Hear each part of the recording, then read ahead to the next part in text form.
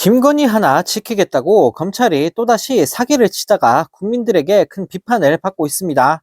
네, 검찰은 김건희 씨 주거지에 대해 영장을 청구한 것처럼 얘기를 했었는데, 내 언론 취재 결과 실제로는 도이치 사건이든 다른 사건이든 내 영장을 청구한 사실이 없었던 것으로 드러났다고 하는데요.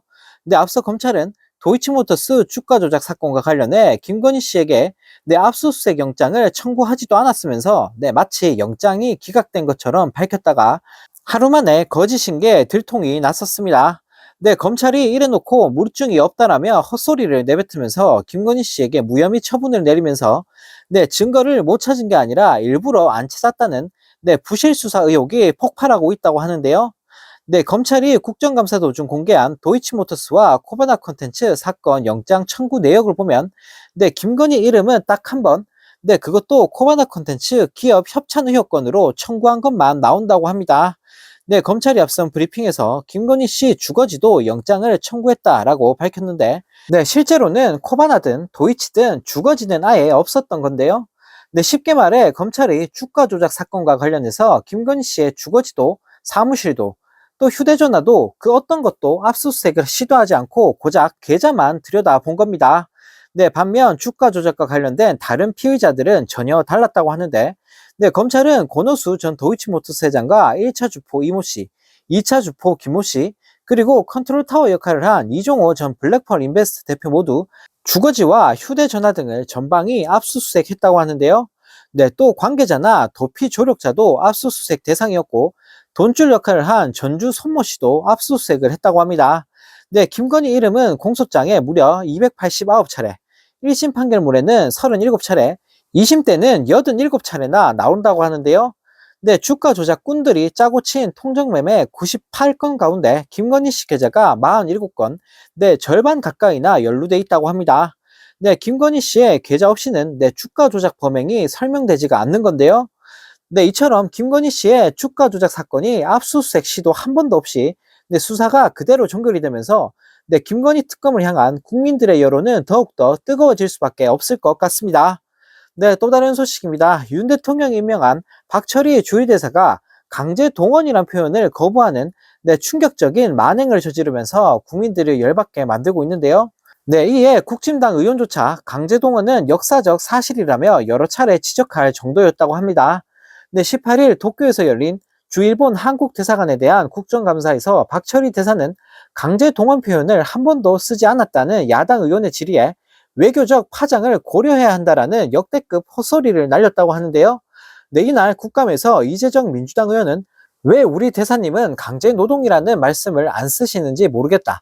당당하게 쓰실 수 있겠냐라고 질의하자, 박 대사는 실무진들하고 검토를 하면서 얘기해 보겠다라며 뻔뻔한 모습을 선보였다고 합니다. 이후 수차례 추궁이 이어졌지만 박철희 대사는 외교적 파장이 어떻게 될지 고려해서라며 친일파 같은 짓거리를 벌였다고 합니다. 결국 보다 못한 윤상현 국힘당 의원이 나서서 대사님 이건 강제동원 맞다. 강제 동원된 것은 역사적 사실이고 한국 정부의 입장이다 라고 지적했다고 하는데요. 이에 박 대사는 오후 질의에서 마지못해 그렇게 하겠다라며 입장을 번복했다고 합니다. 앞서 박철희 주리대사는 공식 행사마다 한일 대신 일한, 한미일 대신 일미한, 일한 관계 등 자신의 모국은 제일 끝으로 낮추고 일본은 축혀 세우는 표현을 해 논란이 된 바가 있는데요. 이런 친일파 같은 행태를 보이는 박 대사의 과거 전력만 보더라도 대충 어떤 인간인지를 알 수가 있는데, 박 대사는 서울대 교수 출신인 뉴라이트 성향의 정치학자로 윤 대통령이 국립외교원장으로 임명한 후 지난 8월 주일대사로 임명했다고 합니다. 또 박 대사는 학문적인 친일 업적으로 일본 우익단체 나카소네 세계평화연구소가 주관하는 나카소네상 제1회 수상자라고 하는데요. 윤 대통령 주변에는 어쩜 하나같이 이런 인간들만 죄다 모여있는 건지 모르겠습니다. 이런 가운데 더불어민주당은 20일 조선시대 홍길동이 호부호영 하지 못하듯 이젠 김건희 여사 때문에 오빠를 오빠라 부르지도 못하는 것인가 라며 강하게 질타했다고 합니다. 민주당 강유정 원내대변인은 브리핑을 통해 국민의힘 대변인이 자신의 SNS에 남편을 배 나온 오빠라 칭했다, 지지자들의 문매를 받고 있다라며 명태균 씨가 공개한 김 여사의 메시지 속 무식한 오빠를 연상시킨다는 이유다라고 지적했다고 하는데요. 네, 앞서 김혜랑 국진당 대변인은 18일 자신의 페이스북에 결혼 20주년이라고 사진을 올리면서 글 말미에 이때 오빠는 우리 집에서 20년째 뒹굴거리는 배 나온 오빠라고 적었습니다. 네, 이후 이 찍들은 네, 최근 공천 개입 논란을 빚고 있는 명 씨가 공개한 SNS 캡처 사진 속 김건희 씨와의 오빠 표현이 연상된다라며 네, 생 난리를 쳤다고 하는데요.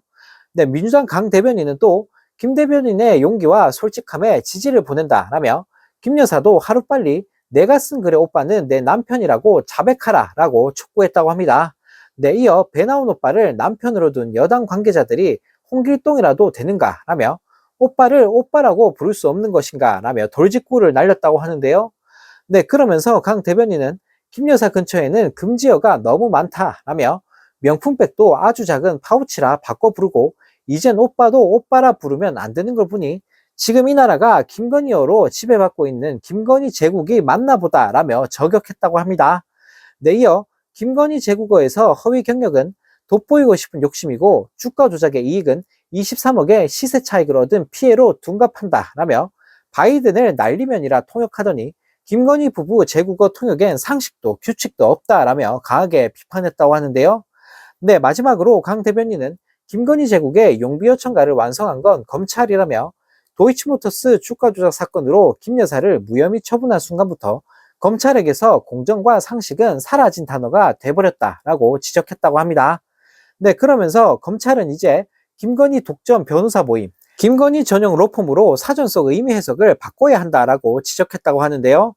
네, 진짜 이러다가 오빠라고 부르는 국민들 압수수색하고 입틀막 하는 건 아닌지 모르겠습니다.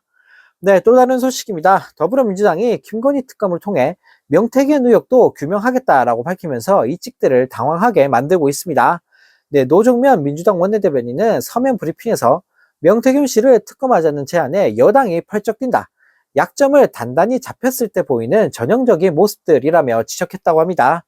네, 또 직전까지만 해도 여권 인사가 명태균을 사기꾼, 허풍쟁이로 비난하면 과거의 거래를 구체적으로 언급하면서 역공을 취했고 김재원 국민의힘 최고위원의 비난에는 김건희 여사와 심야에 주고받은 오빠 카톡 공개로 응수했다라며 이후 어떻게 됐는가? 대통령실은 우왕좌왕하다 김건희 여사의 카톡이 맞다고 인정했고 여권 인사들은 상대하지 말자는 식으로 죄다 입을 다물었다라고 지적했다고 합니다. 네, 그러면서 노정면 대변인은 툭하면 고소하고 고발하던 호기는 다 어디 갔는가 라며 검찰도 얼음땡 상태다라고 꼬집었다고 하는데요. 네, 또 더불어민주당은 김건희 특검을 통해 명태균 의혹도 규명하겠다라며 명태균의 입에 휘둘리지 않고 지난 대선 과정과 그 이후 국정에 명태균 씨가 어떻게 개입했는지 낱낱이 밝히겠다라고 밝혔다고 합니다. 네, 명태균 씨한테 쩔쩔매고 있는 윤 대통령과 국진당을 보고 있으니 네, 완전 개콘이 따로 없는 것 같습니다.